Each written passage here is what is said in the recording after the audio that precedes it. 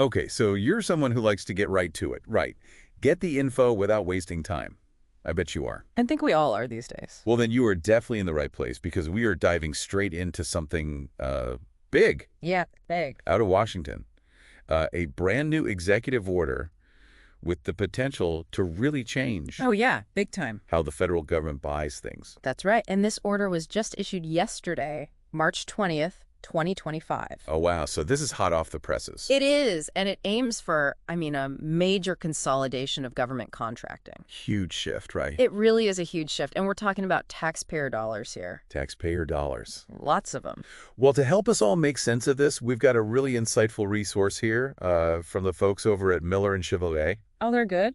They're good. They really are. And they published this just today, March 21st. Keeping right on top of things. A fresh legal analysis of the executive order. And our mission here is simple. We want to pull out the essential information about this executive order so you understand what's happening. And you don't need a law degree. No law degree needed here. Nope, no law degree needed. Just come hang out with us for a bit. We'll break it all down. So think of this as your shortcut to being informed. Exactly. Okay, so let's unpack this thing, shall we? Let's do it. Lay it on me. All right, so the core idea behind this whole executive order is to centralize how the government buys things. Centralize everything. Well, not everything, but a lot of things. They're calling them common goods and services. Okay. Instead of like every single agency going out and buying things independently, Yeah. like IT services or office supplies, the General Services Administration, or as you'll hear it referred to a lot, the GSA. GSA. The GSA is going to take on a much bigger role in all these purchases. And this designation is crucial because it makes them the single point of contact, the authority for these government-wide contracts. So basically streamlining everything. Yeah. Exactly. Streamline everything. Makes sense. But it also concentrates a lot of purchasing power in one place. Yeah, that's a lot of power. It is. Okay. So the stated goal here, according to the order, is to eliminate waste and duplication. Of course, that's always a good thing, right? Always a good thing in theory. Yeah, in theory. And it wants to allow those agencies to really focus on their core missions. Okay, makes sense. Seems logical. Yeah, it does sound logical. But the scope of this thing is incredibly broad. It It's going to affect most procurement activities most. Wow. for these common goods and services. So really, the interesting thing here is what exactly falls under this umbrella of common goods and services. Right. It's not just, like we were saying, office supplies. No. This is a lot more. The order specifically references 10 government-wide categories. 10 categories, yeah. Okay. And these are defined by the Category Management Leadership Council under the Office of Management and Budget, or OMB. So OMB is involved. OMB is involved. Got it. And these categories really illustrate just the sheer scale of this consolidation. Okay, 10 categories. 10 categories. Let's run through them. Let's do it. So folks listening can really grasp the extent of this thing. Okay, so first up we have facilities and construction. Facilities and construction. And this covers everything from the materials and services for building to purchasing and leasing government property. So like actual building. Actual buildings. Okay. Then there's professional services. Okay, professional services. So think about this like business administration, financial and legal work, management consulting, marketing, research and development, social services, and technical expertise. Just a lot. It's a huge area. And this is where you start to realize this isn't just about, paper clips and staples. This order aims to fundamentally change how the government acquires a vast spectrum of resources. Yeah, from building infrastructure to hiring talent. Exactly. I'm getting the picture now. And we're just getting started. Oh, there's more. Oh, yeah. Next, we have IT. Okay. That's software, hardware, consulting services, cybersecurity, and all things telecommunications.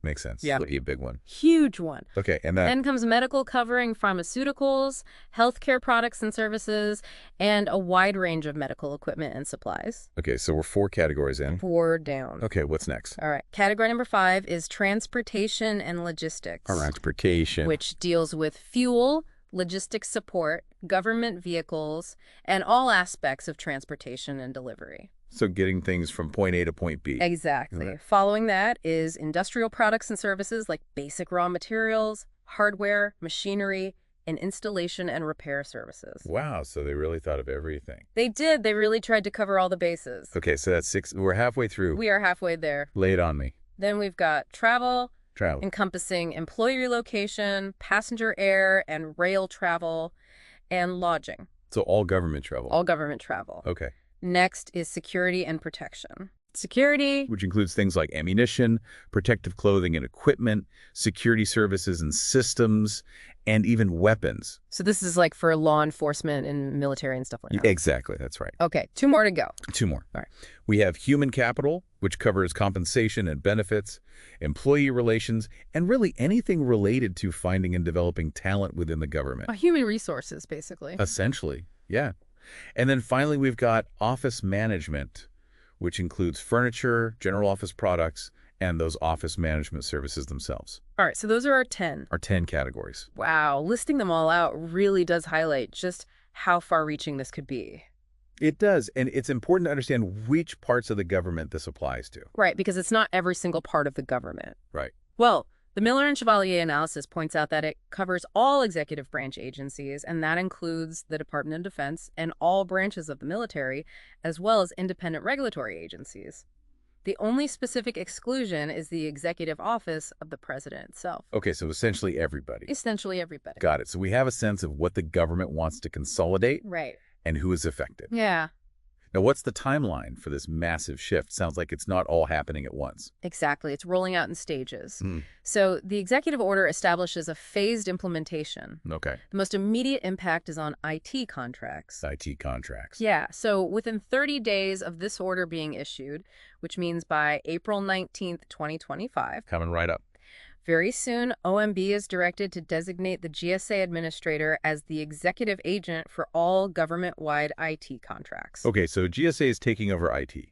Yeah, pretty much. So, like, what if there's a contract that's, like, mission critical? Right, so there is some flexibility. The GSA administrator can say, not yet, if taking over a certain contract would disrupt essential services. They have that power. They do. They have that power. Right. And OMB has an even tighter deadline. Oh, really? Yeah, within 14 days of the order. So by April 3rd, Okay. they are supposed to issue guidance to agencies outlining how this deferral or declination process will work. So GSA can say no, but they got to follow a process. Exactly. There's a process. Okay.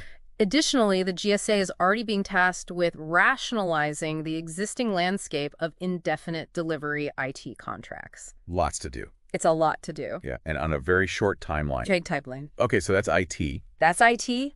What about everything else, all those other categories of goods and services? All the non-IT stuff. Yeah, how's that going to work? Well, for everything else, there's a 2-step proposal process laid out. 2 steps. 2 steps, yeah. So first, agency heads and their senior procurement officials, they have 60 days from the date of the executive order. So that puts us around May 19th, 2025. A little bit more breathing room. A little bit more breathing room. Okay. And they have to submit proposals to the GSA. GSA? To GSA. And these proposals will identify which of their contracting responsibilities they believe should be taken over by the GSA. So they get to make their case. Exactly. They get to make their case for what makes sense to centralize. Okay, so then what happens? GSA gets all these proposals, and then what? Then the GSA has 90 days from the order. So that puts us around June 18th, 2025, to review all those agency proposals and develop their comprehensive plan for how they're going to manage all of this. For the entire executive branch. The entire executive branch, this massive plan, then goes to OMB for final review and approval. So if I'm understanding this right, the IT folks have the most immediate changes to deal with, Right. while everyone else has a little bit more time to prepare. That's a good summary. So this isn't like flip a switch and everything's different. No. This is a planned multi-stage process. Exactly. Okay, but here's where it gets really interesting. Okay, lay it on me. What are some of the potential broader implications of this massive shift? Well, one immediate thought, and the Miller and Chevalier analysis points this out, is that the GSA's recent efforts to downsize their workforce are probably over. Really? Yeah, probably over, or at least on hold, On hold? if not completely reversed. Okay. I mean, if they're taking on all of this new responsibility, they're going to need people. They're going to need a lot more people. A lot more people. Makes sense. Right. Yeah, it totally makes sense. And speaking of people, what about all the individuals who are currently handling procurement at all these agencies? Right. What happens to them? That's a really good question, and the analysis brings this up directly. Yeah. We could see reductions in force at agencies that lose big chunks of their procurement responsibilities. People losing jobs? Potentially, Yeah. yeah. And at the same time, we might need a huge transfer of existing personnel over to GSA. To handle the increased workload. Exactly. So it's a significant human resources question with really widespread effects. Yeah, huge ripple effects. But I'm thinking, wouldn't consolidating all this procurement create efficiencies that might lead to fewer procurement staff needed overall? That's a really interesting point.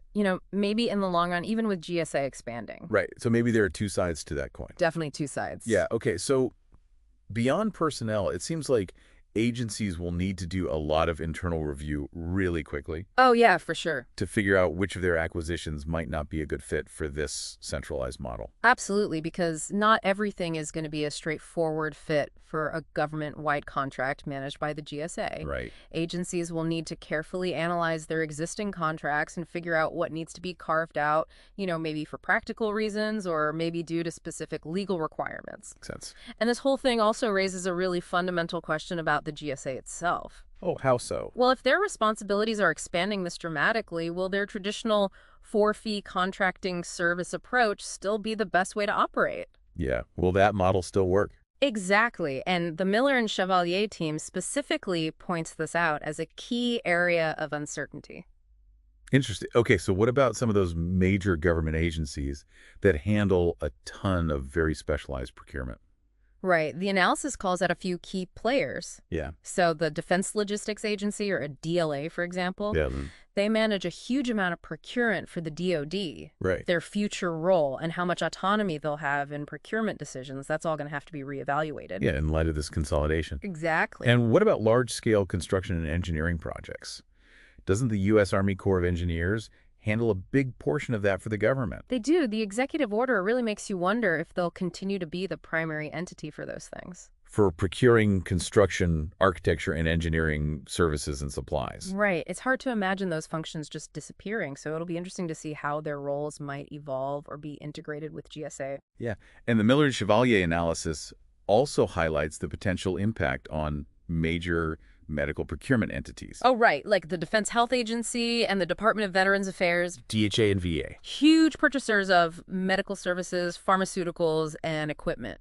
To take care of their beneficiaries. Right. And whether they'll keep the same level of control over their procurement processes is a big question mark. Another question mark raised by this executive order. Yeah. And then there's also the Department of Health and Human Services specifically mentioned in the analysis. HHS. Yeah. Particularly when it comes to procuring those critical pharmaceuticals for the strategic national stockpile. So lots of moving pieces here. Definitely a lot of moving pieces, a lot of long-established roles and responsibilities within the federal government's procurement system could be changing. And one final potential consequence that the Miller and Chevalier team points out is related to bid protests filed with the Government Accountability Office, or GAO. Oh, right. This is a little technical. Yeah, but sounds important. It is important. It could have real implications for companies that contract with the government. Lay it out for us. Okay, so right now, the threshold for protesting a task order award at the GAO depends on the agency involved. Okay. For civilian agencies, the threshold is $10 million. $10 million. But for the DoD, the Coast Guard, and NASA, that threshold was raised to $35 million. $35 billion. As part of the fiscal year 2025 National Defense Authorization Act. The NDAA. The NDAA, that's right. Okay, so I think I see where this is going. If the GSA, which is classified as a civilian agency, Right. starts awarding a bunch more task orders, they're ultimately going to the DoD, the Coast Guard, or NASA. Exactly. The ability to protest a task order at the GAO is tied to whoever issued the order. Which in this scenario would be GSA. Right. So even if the task order is specifically for a defense-related need and funded by defense appropriations, the lower $10 million threshold for civilian agencies would probably apply. So even though it's for the military, because GSA is doing it, that lower civilian threshold kicks in. Exactly. And this could lead to a lot more task order protests. Wow, that is really interesting. So to recap quickly, this executive order is a big push to centralize a lot of federal government contracting within GSA.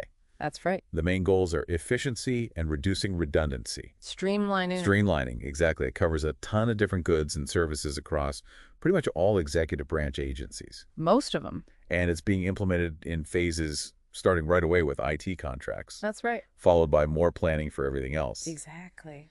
And like we've been talking about, this shift raises some important questions Yeah, a lot of questions. about the roles of agencies, the impacts on the federal workforce, the structure of GSA, and even bid protests. It's a big development. Huge development. Mhm. So this deep dive into the Miller and Chevalier analysis should give you a good understanding of the core objectives, the timeline, and some of those ripple effects. We hope so. It's complicated, It is. but hopefully this has helped to clarify things a bit. We tried to break it down and make it digestible. Exactly. Yeah. So here's a final thought for you all listening. Okay, I like it. As the federal government does this, as they consolidate all this purchasing power, Hmm. how might it change things for the American people? How might it affect the efficiency, the innovation, and the responsiveness of the services that the government provides? Those are the big questions. They are. It's definitely something worth paying attention to in the coming months and years. It'll be interesting to see how this all unfolds. Absolutely.